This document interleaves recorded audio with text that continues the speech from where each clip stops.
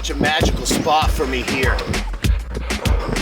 It's so majestic. The sun rises here from the east. To me, it's really where God starts his day. And when I'm running down the dirt roads and heading off for my run, I always practice an attitude of gratitude. At this moment right now, I pray for my family, I pray for my father, and I pray to have a good day and not get angry. Cause you know you need discipline, and you can get it on, my friend. But don't wait too long, because you're singing that same old sad song, and I can be there if you need me to, but you gotta be where we can push on through. Born in Tewksbury in 1969, Scott was placed for adoption shortly after birth. He found a nurturing home with Barbara and Vito Capizzo. Vito, in particular, became a legendary figure on the island, coaching the high school football team for over 40 years. His remarkable career is honored with a local stadium bearing his name, and the Capizzos were highly esteemed members of the Nantucket community. You know, being the son of a legendary football coach, it casts an umbrella over you, and you're always living under his shadow. Scott's childhood was shaped by the pristine Surfside of the 1970s.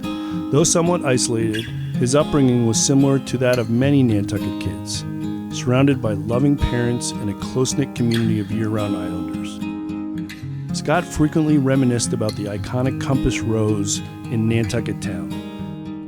Ever since I was a young boy, I've been fascinated by that mural down there and all the possibilities that it could have. We only had encyclopedias and the Guinness Book of World Records and Wide World of Sports. After high school, I knew it was time to get out of here and explore. I got in my Jeep and drove all the way to California by myself, 45 miles an hour uphill, 65 miles an hour downhill. At 18, Scott left Nantucket to embark on a decade-long journey of self-discovery. His path diverged from a conventional college route, incorporating a mix of higher education and various life experiences. During this time, Scott met new people, attended concerts, explored music, and indulged in snowboarding, and embraced a myriad of life experiences. I met a lot of people out there, all different walks of life, a lot of hippies. It was really an amazing educational experience. I probably learned more out on the road than I did in the classroom, but that's another chapter. So I was young, I was in my early 20s, and I was letting the partying take over a little bit too much. You know, I had gained some weight. It started to cause some problems. You know, it affected my family, my father, my mother, you know, and society as a whole. I just wasn't a contributing person to society. I started eating away at me from the inside out. I was having an incident where I thought I was having a heart attack, and you know, I was gonna go to the hospital. I had to go to the hospital. So I'm in there, so they call my dad. He's there, he's holding my hand. I remember him going, "Please God, don't take my only son, don't take my only son." Well, I just remember waking up on that morning, the next morning. The gentleman is in his 60s, had a major heart attack right next to me. I'm 30 years old. And I'm going, what the hell am I doing in here? It was time to leave. We got into the elevator together, and it was just me and him in the elevator. I turned and looked at him, and we both just looked at each other. I could just see. I saw how bad it was.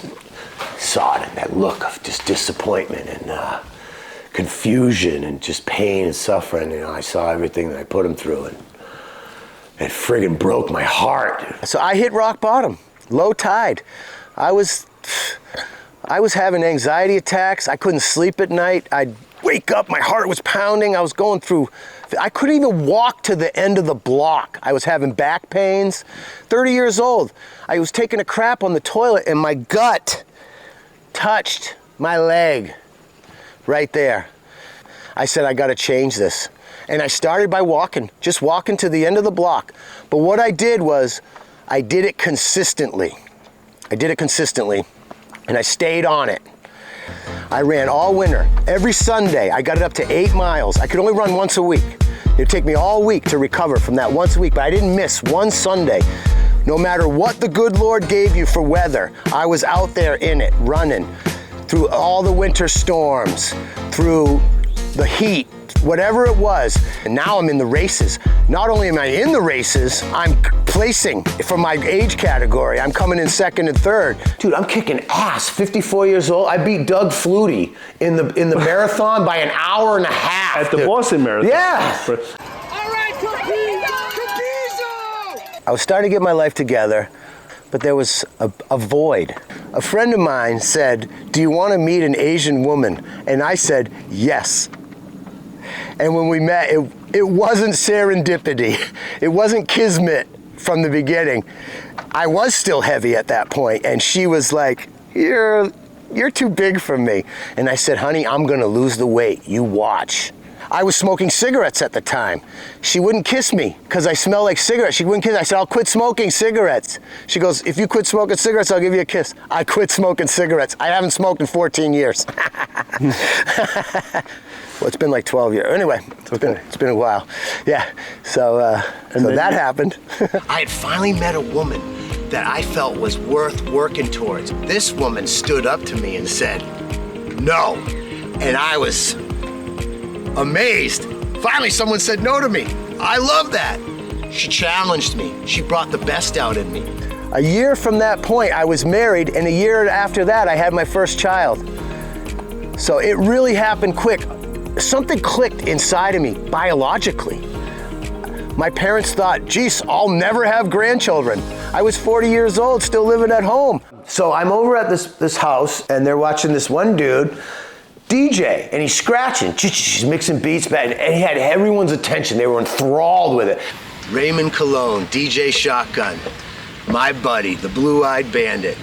I first saw him DJing when we were 23 years old, and it blew my mind. He was scratching, cutting, mixing beats. It was like he was juggling. And that's when I decided I need to do that. I need to learn that trade. I started getting gigs and I was terrible, you know. I had a lot of bombs, if you will, a couple bombshells. So I definitely learned the hard way.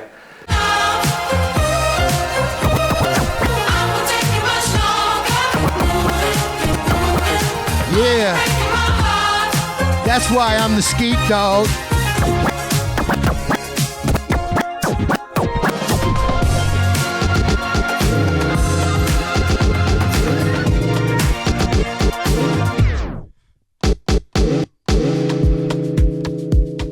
Oh my God, it just keeps going, it just keeps flowing to the end of the line, you never know it. Cause I got enough energy to push it through to the 2000 and G's. I'm gonna hit 2050 before you know it, and I'll still be DJing and running them marathons. Cause I always gotta get it on. I'm never happy till I'm laughing.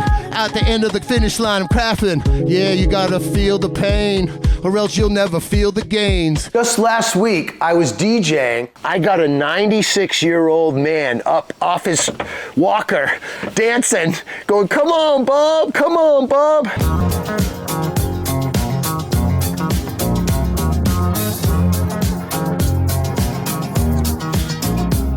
And then after the show, he waves me over, he says, "I needed that. Thank you. That puts ginger in the old spinal cord, if you know what I'm talking about." In the past, Nantucket has given me so much as a community. And moving forward into the future, I want to ensure my family can also remain here. I personally will continue running, working on my fitness, and also giving back to the community.